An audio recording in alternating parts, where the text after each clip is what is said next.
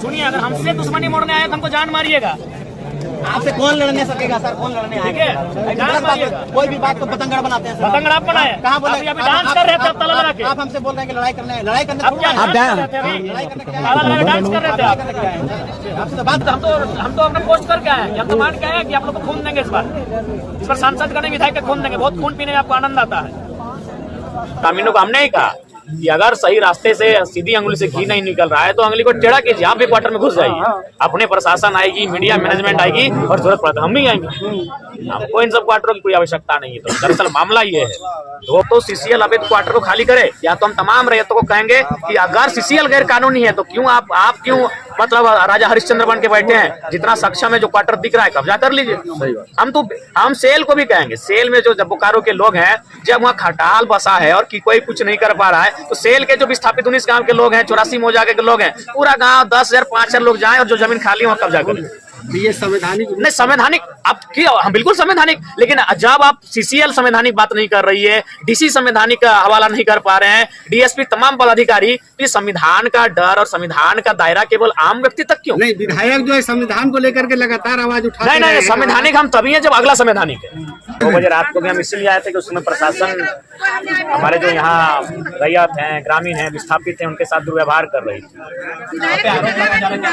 हम कब्जा काय करेंगे? हमको इन सब घर में हम रहने का कोई शौक भी नहीं है, हमको क्वार्टर का कोई शौक नहीं है। हम गांव देहात में रहने वाले लोग हैं, वो गलत तरीके से चीजों को प्रस्तुत कर रहे हैं। यहाँ मामला ये है कि ग्रामीण लोग, क्योंकि यहाँ जो ग्रामीण लोग हैं, जो रैयत विस्थापित हैं, ये उनकी लड़ाई है, ये उनके स्वाभिमान की लड़ाई है। यहाँ लगभग 5,500 क्वार्टर ऐसे हैं जिनमें लोग अवैध तरीके से रहते हैं। ये मामला यहाँ महत्वपूर्ण है।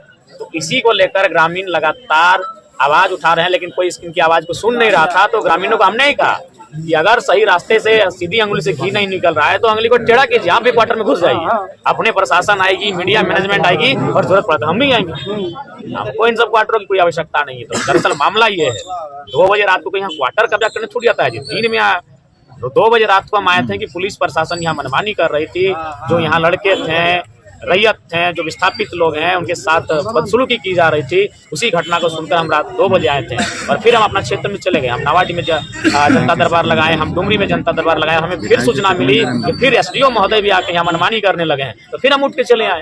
यहाँ हम रात को भी आए थे अपनी जनता के लिए और अभी भी आ रहे अपनी जनता के लिए। ऐसे क्वार्टर की हमें कोई आवश्यकता नहीं है। तो क्वार्टर जो अभी जो क्वार्टर का मामला आ रहा है, इसमें कहीं ना कहीं आपके लोगों के द्वारा बोला जा रहा है विधायकी का आवाज के लिए हम लोग को चाहिए ये। नहीं, ऐसा कोई आवाज नहीं है। लोगों ने, चूंकि देखिए आप जान रहे हैं कि जब प्रशासन और जब पुलिस सामने आता है तो आम लोगों को पहचानती नहीं है। आम लोगों को लाठियों के साथ उनका मैंने स्वागत करती है। तो इसीलिए हमने कहा था कि अगर आपको जरूरत पड़े तो हमारे नाम का इस्तेमाल कीजिए, कोई दिक्कत नहीं है।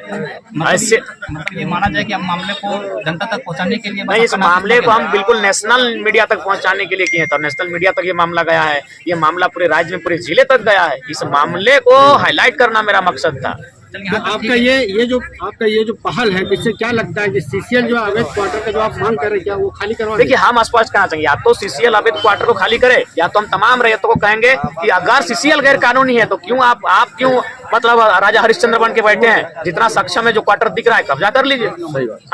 हम सेल को भी कहेंगे, सेल में जो बोकारो के लोग हैं, जब वहाँ खटाल बसा है और कि कोई कुछ नहीं कर पा रहा है, तो सेल के जो विस्थापित 19 गांव के लोग हैं, 84 मौजाके के लोग हैं, पूरा गांव 10,000 5,000 लोग जाएं और जो जमीन खाली वहाँ कब्जा करें।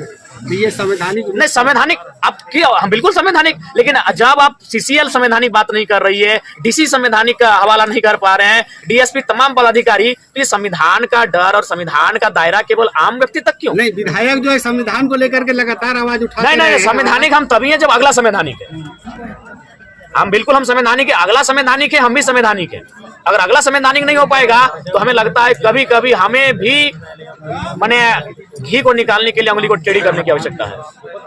हम तो बोल रहे हैं 5500 क्वार्टर अवैध कब्जा है, मामूली बात है।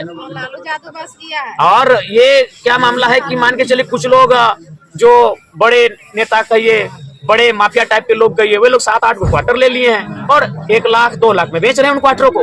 तो गलत और असंवैधानिक तो वे कर रहे हैं और सीसीएल को जानकारी है। तो जब भारत देश की एक मान्यता प्राप्त संस्था जिसको हम सीसीएल कहते हैं, अगर वो असंवैधानिक है तो एक आम व्यक्ति कितना संवैधानिक रह पाएगा। इसीलिए संविधान, जब सभी लोग संविधान का पालन करेंगे तभी संविधान की सुंदरता रहती है। इसलिए वे तो सक्षम पदाधिकारी हैं, उनको सबसे पहले संविधान का अनुपालन करना चाहिए और कल ही सीसीएल कर्मियों के अलावा जो लोग भी हैं उन्हें खाली करवाना चाहिए। हाँ, हम एक, चूंकि यही मेरा तर्क रहेगा तो इसीलिए हमने ये आज थोड़ी नया थोड़ी, हमको लगता है इससे पहले भी कुछ दिन पहले चंद्रपुरा में, आज कभी बीटीपीएस में तो कभी आपका मकोली में इस प्रकार की घटनाएं घटती है कि जब गांव का आदमी क्वार्टर में जाता है तो उनको दुत्कार किया जाता है और जब कोई माफिया प्रवृत्ति का संरक्षण लेके आता है तो उसको 1 नहीं 7-8 क्वार्टर दे दिया जाता है। तो एक्चुअली से लोगों की बात कोई सुन नहीं रहा था और सही रास्ते से कोई सुन नहीं रहा था। तो मानते हैं ये रास्ता थोड़ा टेढ़ा था, लेकिन मामले को हाईलाइट करने के लिए ऐसा करना पड़ा।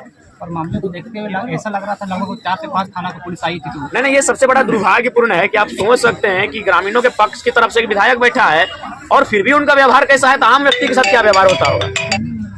ये कोयलांचल में क्या मनमानी हो सकती है। ऐसे ही नहीं इतने नेताओं का कत्ल हुआ है, उसमें पुलिस प्रशासन का भरपूर योगदान होता है। नहीं समझिए, ठीक है, जनता सही है कि गलत है उसका चर्चा हम बाद में करते। इनकी तरफ से एक विधायक पक्ष लेके आया है तो कम से कम मैनेजमेंट को सामने की बात करनी चाहिए थी, एसडीएम को आके सामने बातचीत करनी चाहिए थी। विधायक जी, ये ठीक नहीं है, ये उचित नहीं है, आप लाठी लेके पहुंच गए।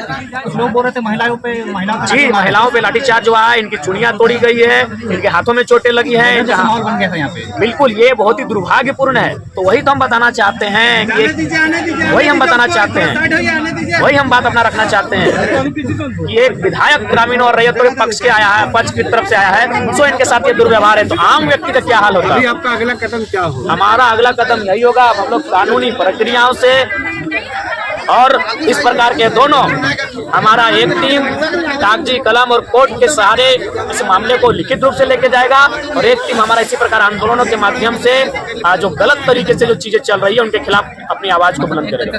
अवैध कब्जा खाली पर अभियान चलेगा, चलना ही चाहिए, गलत बात है। क्यों अवैध कब्जा भाई, क्यों अवैध कब्जा? अभी 1-2 नहीं 5,500 क्वार्टर और धनबाद में भी शायद 6 हो, हम बोले टोटल 13 नहीं, हमको लगता है ज्यादा, वहाँ 8800 कुछ आसपास है। पुलिस वही लोग को संरक्षण दे रही है। तो चूंकि पुलिस संरक्षण उन्हीं लोग को इसलिए देती है क्योंकि पुलिस की माफियाओं का नहीं चलती है।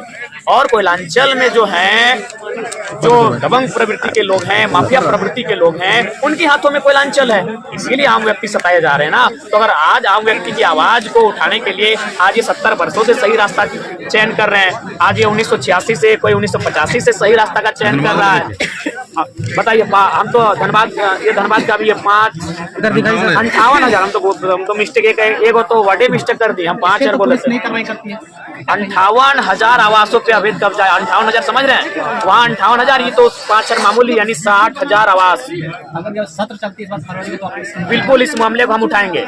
इसलिए मैं मानता हूँ कि हमारा ये रास्ता थोड़ा सा टेढ़ा है, रास्ता थोड़ा सा लीक से हटकर है, लेकिन इंसान मजबूरी में इन रास्तों पे आता है। ये देखिए, ये आज का पेपर नहीं है, ये कई महीनों नहीं, हमें लगता है वर्षों पुराना पेपर है, जहाँ स्पष्ट लिखा है, ये इस देश का एक सम्मानित अखबार है, प्रभात खबर में छपा है जी, धनबाद संस्करण में छपा है कि 58,736 आवासों पे कब्जा है, जिनमें तो समझ सकते हैं ये धनबाद का मामला है लगभग 60,000 और यहाँ बोकारो का बोकारो नहीं, सिर्फ बेरमो का मामला है 6,000। फिर बोकारो सेल की बात करेंगे तो ऐसे अनगिनत कब्जे हैं। तो हम और एक पेपर दिया गया है, ये बेरमो वाला, सीसीएल के 5,500 क्वार्टर पे कब्जा है। सीसीएल, ये तो सीसीएल के 5,500 क्वार्टरों पे कब्जा है। तो जो लोग हमें संविधान की पाठ पढ़ा रहे हैं, जो लोग हमें संविधान का ज्ञान दे रहे हैं, उनका ज्ञान इन सब विषयों पे क्यों नहीं है? ये कौन सा संवैधानिक कार्य है? 60,000 आवास पे कब्जा, 5,500 आवासों पे कब्जा, तो ये तो दुर्भाग्यपूर्ण है।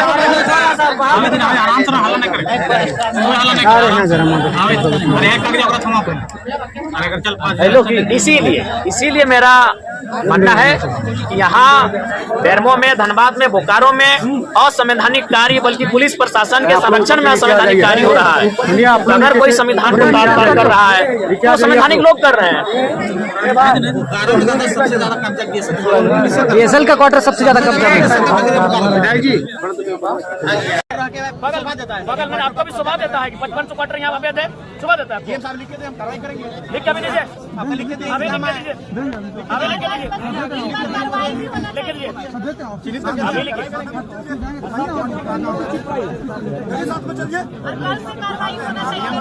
अभी से